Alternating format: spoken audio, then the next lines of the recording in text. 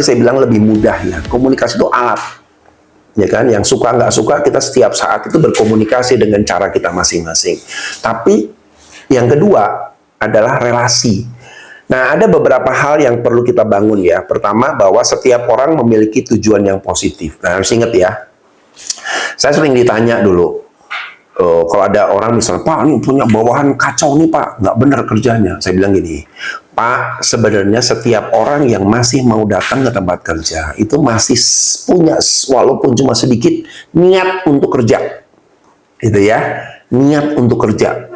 Gitu ya, berarti kita harus tetap mencari titik apa ya yang kita bisa kolaborasikan dengan orang-orang tersebut. Gitu kan ya. Jadi kita positif dulu ngelihat tujuan orang, gitu kan ya.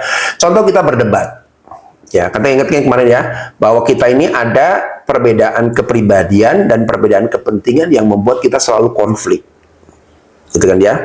Nah, tapi kita harus lihat ketika orang mempertahankan satu prinsip.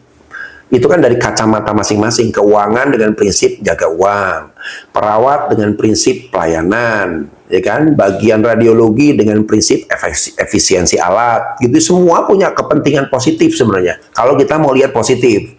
Jadi makanya sebagai pimpinan, apalagi pimpinan satu area yang besar ya, satu wilayah, satu area yang besar, atau pimpinan instalasi, itu tidak harus ngelihat bahwa setiap orang ketika mereka berdebat itu sedang mempertahankan resiko, mempertahankan sesuatu untuk kepentingan perusahaan.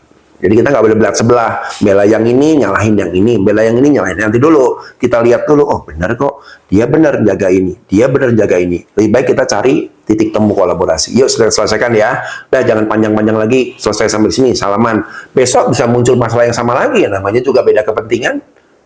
Gitu kan ya. Kayak keuangan, ya. Keuangan banyak dimusuhin orang toh. Musuhin tanda kutip loh ya. Wah susah nih, minta uang aja usulan susah. Waduh ini uangnya katanya kita butuh cepet, ada perbaikan alat tapi belum ada uangnya dan lain sebagainya. Tapi saya nggak nyalahkan, karena keuangan tugasnya itu menjaga uang, ngelola uang, gitu ya. Dia harus tegas sama semua permintaan, mana yang penting, mana yang nggak penting, betul, gitu ya. Nah itu yang mana setiap orang punya tujuan positif, itu harus nempel di kepala kita dulu, ya. Sehingga kalau kita ribut di kantor ya, nggak boleh lebih dari satu hari itu. Sore-sore datengin, Bu, Pak, mohon maaf ya, tadi kita debat segala macem, mungkin saya ngomong nggak enak, tapi memang saya ditekan, tapi ya sudahlah, ini bukan masalah yang personal lah, ini hanya masalah kerjaan, nah, gitu ya. Jadi selesai gitu loh, masalah nggak. Musuhan tuh bisa berbulan-bulan, bertahun-tahun, ya buat apa? Karena selama kita berhadapan dengan perbedaan kepentingan, dengan jabatan kita masing-masing, selalu muncul konflik. Dan konflik itu bagi saya di industri, di perusahaan, itu sehat. Dalam batasan tidak masuk ke ranah personal. Tidak sampai akhirnya bermusuhan. Tidak akhirnya baper. Sehat. Saya di kantor apa nggak banyak ribut? Banyak. Apalagi udah project banyak. Nanti ada satu berargumen gini, argumen. Nah, saya sebagai pimpinan, saya punya titik temu.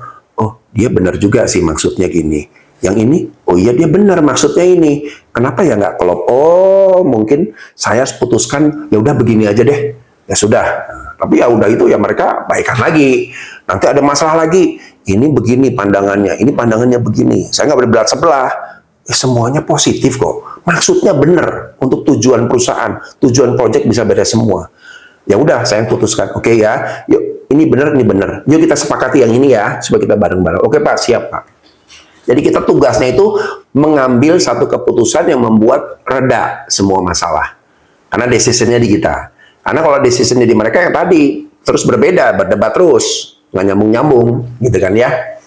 Lalu yang kedua, lingkungan kerja memiliki peranan yang besar untuk merubah seseorang. Ya. Terus yang tiga, pilih orang-orang yang membantu kita berprestasi. Yang keempat, membantu orang lain berkembang dan autentik. Nah ini kita lihat ya. Nah ini tadi ya, jadi percaya bahwa tim kita ini punya keinginan, punya sasaran, tujuan yang positif deh, itu dulu. Karena kalau enggak kita nggak trust sama mereka, atau muncul like, dislike nih, wah ini kayaknya orang enggak.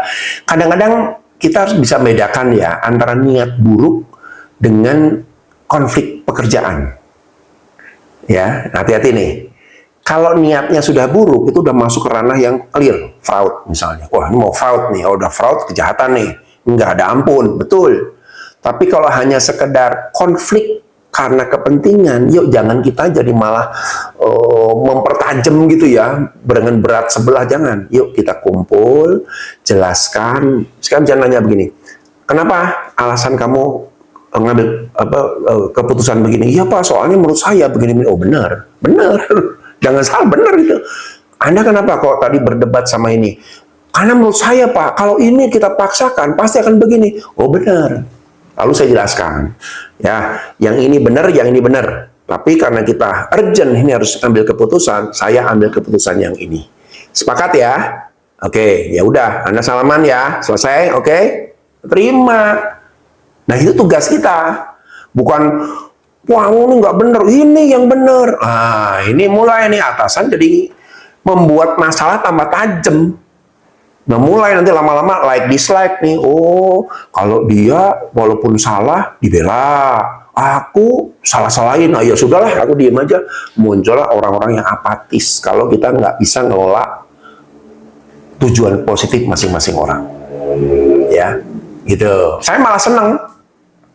Oh saya kadang-kadang gini kok ya. Ada satu manajer ya, satu direktur punya 3 manajer. Manajer pertama ditanya, kita punya proyek gini, apa idemu? Terus resikonya apa? Dijelaskan lah sama manajer pertama. Begini. Oke, good, bagus. Yang kedua, jangan sama ya, aku pengen dapat pandangan yang berbeda. Siap Pak. Jelaskan begini.